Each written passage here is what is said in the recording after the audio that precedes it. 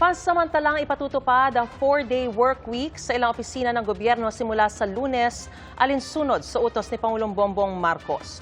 Bunsod pa rin yan ang epekto ng gulo sa Middle East at bukod sa nakaambang malakihang taas presyo sa gasolina at diesel sa susunod na linggo, posible rin daw tumaas ang singil sa kuryente ayon sa Energy Regulatory Commission. Yan ang aking sinaksihan. Sa susunod na linggo, inaasahan ang pagtaas ng presyo ng petrolyo. Tinatayang tataas ang presyo ng gasolina ng 7.48 pesos kada litro, diesel ng 17.28 pesos at kerosene ng 32.35 na piso.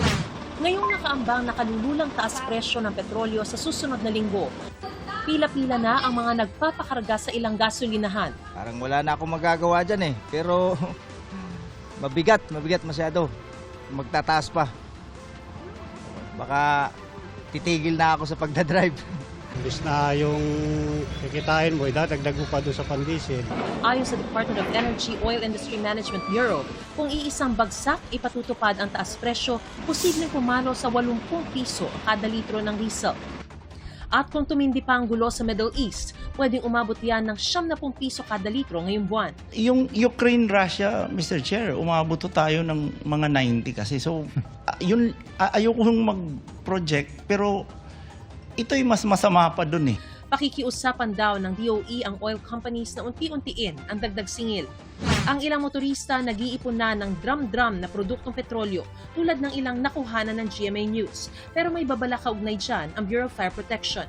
Mamahigpit po na ipinagbabawal ng Bureau of Fire Protection na mag-imbak o mag-store ng mga gasolina or highly flammable na chemicals, ma'am, sa kanilang bahay, ma'am. Kasi po, since highly flammable po ito, may pagkakataon po na pag nagkaroon ng leak ang inyong storage na pinaglalagyan po ng ating mga gasolina at ito po ay nagkaroon ng spark or nagkaroon ng konting ng spark na makakapagdulot para mag-apoy siya, mabilis po itong kakalat sa ating kabahayan at mabilis pong masusunog ang ating bahay. Huwag nating i-sacrifice yung safety natin, ma'am, para lang makatipid. Nagbabala rin ang DOE laban sa mga posibleng magsamantala. Binigyan diin ng DOE na sa ilalim ng Republic Act No. 7581 o ang Price Act, illegal ang hoarding at profiteering ng mga produkto tulad ng kerosene at liquefied petroleum gas o LPG. Ang mga lalabag maaaring mapatawan ng multa at pagkakakulong. Nakikipag-ugnayan na raw ang DOE sa DILG at PNP para masiguro ang agarang aksyon laban sa mga posibleng masasangkot dito. Kung tumagal at lumala ang gulo sa Middle East, ayon sa DOE, posibleng irasyon o lagyan ng limitasyon ang ibebentang langis sa kada mamimili.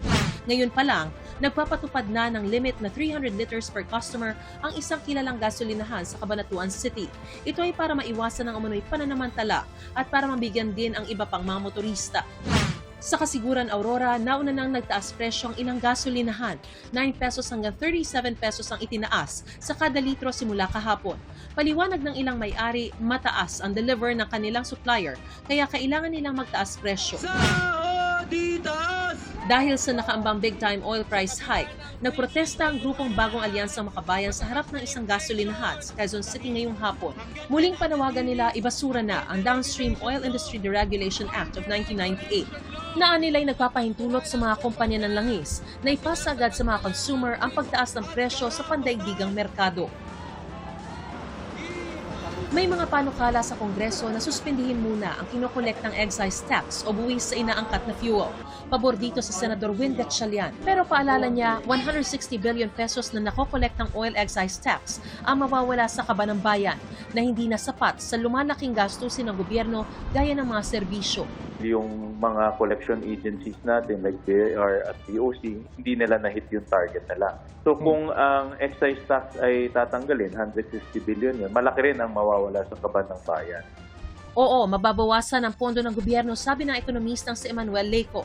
Pero gobyerno dapat ang magtipid sa gastos at tiyaking walang nakukurakot sa kaban ng bayan. Kung ang mga kinokolekta ng pamahalaan ay napupunta lang sa mga kurakot, at napupunta lang doon sa mga gastusin na hindi naman essential at mangungutang pa naman, siguro ang mas mabuting pipigilan ng pamahalaan ay yung paggastos mismo ng pamahalaan at bawas-bawasan na rin yung pangungutang. Ang mahalaga ngayon ayon kay Leco, maprotektahan ang purchasing power o kakayahan ng mga mamamayan na gumastos. Pagka tumaas ang presyo ng mga bilihin, tumaas ang presyo ng petrolyo, mababawasan ang kanilang mabibili. Remember, ang ating ekonomiya is consumption-driven. So, kung ang purchasing power ng mga mamamayan ay mababawasan, yan ang makakapagpabagal ng ating ekonomiya. Pati singil sa kuryente, nanganganib tumaas kapag tumindi ang gulo sa Middle East ayon sa Energy Regulatory Commission. Posible rin daw kasing tumaas ang bentahan sa world market at dahil apektado rin ito ng taas presyo sa petrolyo. Pero sabi rin ng ERC, may mga umiiral na proteksyon gaya ng secondary price cap kapag sumobra ang taas presyo. Ayon kay Pangulong Bongbong Marcos, ginagawa na ng paraan ang problema sa produktong petrolyo, kabilang ang paghingi sa Kongreso ng pansamantalang kapangyarihan upang bawasan ng excise tax, pati pag-amyenda sa Biofuels Act of 2006 upang magamit ang mas murang bioethanol. Ilalabas natin sa lalong madaling panahon ang fuel subsidy at cash transfer para sa mga apektadong sektor. Simula naman sa Lunes, pansamantalang ipatutupad ang 4-day work week sa ilang tanggapan ng ehekutibo bilang bahagi ng pagtitipid sa konsumo ng kuryente at petrolyo. Hindi kabilang dito ang mga nagbibigay ng emergency o pangunahing serbisyo gaya ng mga pulis, bumbero at mga tanggapan na nagbibigay ng frontline services sa publiko. Pansamantala ring ipinagbabawal ang mga biyahe at aktibidad ng pamahalaan na hindi naman kinakailangan gaya ng mga study tour, team building activities o mga meeting na maaari namang gawing online. Mga kapuso, maging una sa saksi. Mag-subscribe sa GMA Integrated News sa YouTube para sa iba't ibang balita.